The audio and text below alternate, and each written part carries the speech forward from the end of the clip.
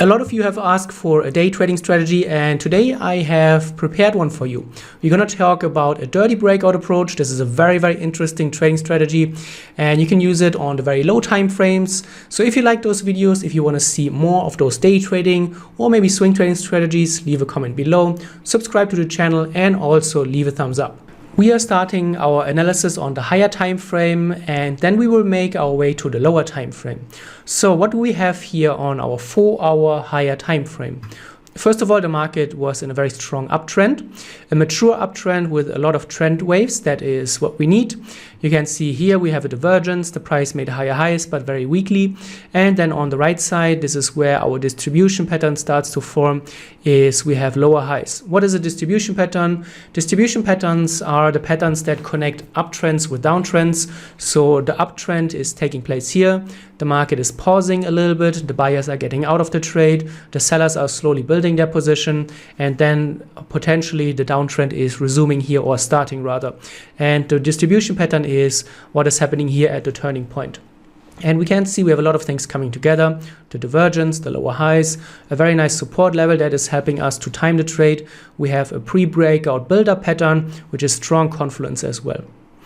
What we want to do now is create a macro trading plan on the 4-hour, and then we also have a micro trading plan later on our lower time frame. On the higher time frame, what we want to see is a breakout and then a retest. The retest doesn't have to hold here, and ideally we want to see a dirty retest. A dirty retest basically means that the market is falling back into this pattern here, and I will show you why this is so interesting in a moment. So first of all, we need to wait for the breakout. That is always step one. You want to see the market fully breaking out of the pattern. Next, you want to see that the market is moving away from the level and away from the breakout a little bit. We don't want to see immediate retests. Why is that? Because it adds a lot of interesting dynamics to this trading idea. First of all, a lot of traders are probably going to be short here on the breakout, right? And as the trade moves in their favor, first of all, they're going to be already very happy, but they also want to lock in profits. How do they lock in profits? They move their stop loss to break even, which is somewhere probably around here. This is very important. Keep that in mind. Now the market is coming back into the distribution pattern. So a lot of traders who have gone in here are now either out, sitting on a losing trade, and are pretty frustrated generally. That is a good starting place, but we're not doing anything yet. We want to wait for bearish momentum to come back. We see we have a very strong bearish candle, and this is our clue. This is the moment we drop to a lower time frame and leave the higher time frame. Now on the lower time frame, on the 15-minute, we are creating micro trading plans. Let's zoom in and let's see what we have. So on the lower time frame, we have the bullish trend here, and then we have a distribution pattern, very similar to what we've seen on the higher time frame, but on a micro level. The markets, financial markets, are fractal in nature, which means that what you see on the higher time frame is also going to repeat on the lower time frame, just on a different time scale. And we are using the same principles. We wait for the breakout and then the retest. The breakout occurs, the market is clearing here this level, previous resistance turned into support, and now the market is below it. Now the market is back into the pattern. This is ideal. We don't want to see the market break above the high here. That would invalidate the setup and the trading idea. But as long as the market turns around before the highest high, that is what we want to see. Now it's a little bit up to you. How aggressive do you want to be with your trade? Do you want to get in when the market breaks the low and that's where you time your entry? Or are you getting in as soon as you see momentum kicking in? So a lot of traders are getting in like halfway here between the lowest low and the high where the market seems to be turning. In this case, you can see we are a little bit more passive and a little bit less risk seeking. We wait for the market to clear the low. Luckily that we didn't need to wait for a long time, because the market within just 2 or 3 candles completely broke out. So that's ideal. For a trading plan, we want to look left for a target.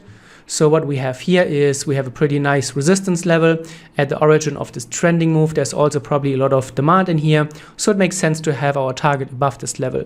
For targets, you always want to have it before a potential level, and a stop loss follows the opposite logic. You want to have it above a support resistance, so you want to get it out of the traffic. And for the stop, we have here our higher time frame. This is the breakout level, and you can place your stop loss here, for example. So we could also have a different target approach, and if you prefer to have trades which run a little bit longer, we can zoom out even further. We are still on the lower time frame. On the lower time frame, you always determine your target and your stop loss, because that's also where you manage the trade. And we zoom out, and you can see when we zoom out, this is the lowest low. This is after the breakout that happened on the 4-hour time frame. This is where the market turned around to make our retest. And so it makes sense to get out here before the market hits the low. In this case, you can see this is a 5.4 versus a 2.8, so almost twice the size. The reward to risk ratio, larger is not necessarily better. And this is the trade-off here is that the win rate will go down. Why is that? The further away your target, the lower the win rate, because the market will have a harder time to reach it, obviously. Also, you're going to have to hold your trade a lot longer. And the longer you are in a trade, the more risky it becomes, because news events can come up. You may have to hold over a weekend, overnight, or any other freak event could happen. You can see when we follow the trade, it made its way very easily into the first target. So if you are undecided whether you want to have a close or a wide target, if you see that the market is really easily making its way down and you see a lot of momentum kicking in, then it makes sense to extend the target to the second position.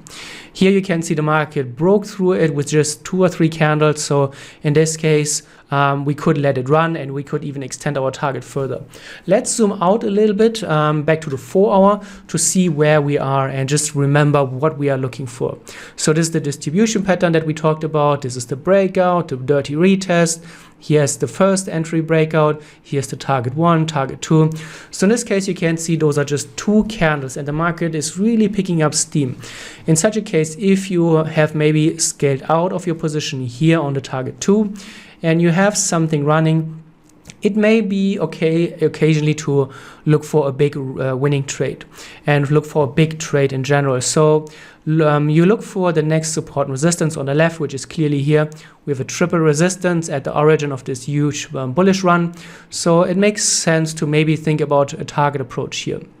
So we're back on the lower time frame, we are back on the breakout, and our trading plan could be something like that. This is the big level from the higher time frame. Our stop loss, we could easily protect it above target level 2. And you can see we get still a 2.7 reward to risk ratio. And this is how you could have approached it. Eventually the market made its way into the level, or at least very close. And again, what I said earlier, the longer you or the wider your target is, the longer you will hold such a trade, the lower the likelihood the market will get there. So this is a very, very important trade-off that you have to consider and think about. Big winning trades or shooting for those big winning trades is not necessarily always good, because the win rate will drop, your holding time will increase. And those are things that usually a lot of traders are struggling with. So make sure that you make this decision wisely and see how you can deal with those effects.